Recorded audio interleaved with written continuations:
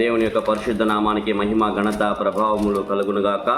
యాకోబు రాసిన పత్రిక 2వ అధ్యాయము 26వ వచనం. ప్రాణము లేని శరీరం ఎలాగూ మృతము, అలాగే క్రియలు లేని విశ్వాసము మృతము. హల్లెలూయా. చిన్న ప్రార్థన. పరిశుద్ధ ప్రేమగల తండ్రి, వాక్యాన్ని మాకందరికి బోధించమని యేసు నామములో వచ్చినాను తండ్రి. ఆమేన్, ఆమేన్, ఆమేన్. వీడియో వీక్షిస్తున్న ప్రియ సహోదరి సహోదరులారా, మీకు ఈ ఉదయకాల సమయంలో ఒక గొప్ప శుభవార్త చెప్పాలనుకుంటున్నాను. ఏందో ఆ శుభవార్త తెలుసా?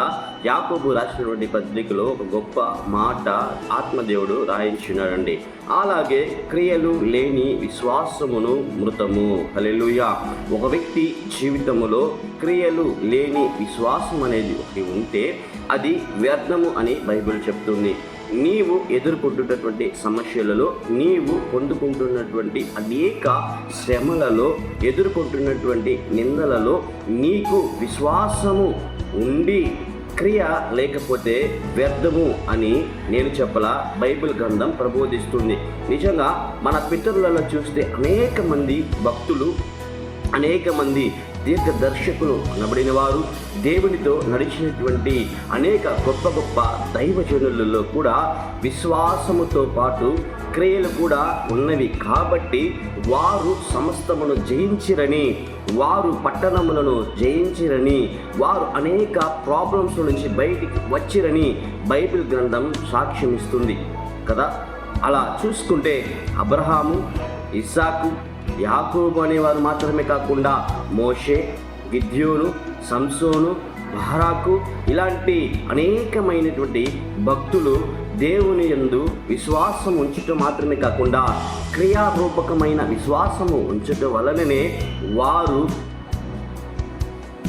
అనేక శ్రమలలో తప్పింపబడి బయటికి వచ్చినట్లు మనం చూస్తున్నాం. దానియేలు, షడ్రక్, మేషక్, అబేద్నెగోలు ఇలా చూసుకుంటూ పోతే పాత నిబంధనలో అనేక మందిని మనం చెప్పుకోవచ్చు. కొత్త నిబంధనలో పేతురు, సౌలుగా ఉండి పౌలుగా మారినటువంటి పౌలు, ఇలా ఎంతోమంది భక్తులు, సైఫను కదా, అనేక మంది విశ్వాసంతో పాటు క్రియ ఉన్నందువలనే వారు అనేక కార్యములందు జయము పొందిరి. హల్లెలూయా. ఇవి కూడా ఈ యొక్క వీడియో వీక్షిస్తున్నటువంటి నీవు ఉన్నటువంటి శ్రమలలో, ఉన్నటువంటి బాధలో, ఉన్నటువంటి కష్టంలో, ఉన్నటువంటి శోధనలో, ఉన్నటువంటి అప్పుల సమస్య, ఏ సమస్య అయినా కూడా నా దేవుడు రక్షిస్తాడు, నా దేవుడు విడిపిస్తాడు, నా దేవుడు నన్ను విజయోత్సవములతో ఊరేగిస్తాడనే నమ్మకము, విశ్వాసము, క్రియ నీలో ఉండిందంటే ఖచ్చితంగా ఆత్మదేవుడు తదితర భక్తులను విడిపించినట్టే నిన్ను కూడా విడిపించడానికి సమర్థగలడు. లేచి ఆయన పాదములను పట్టుకో.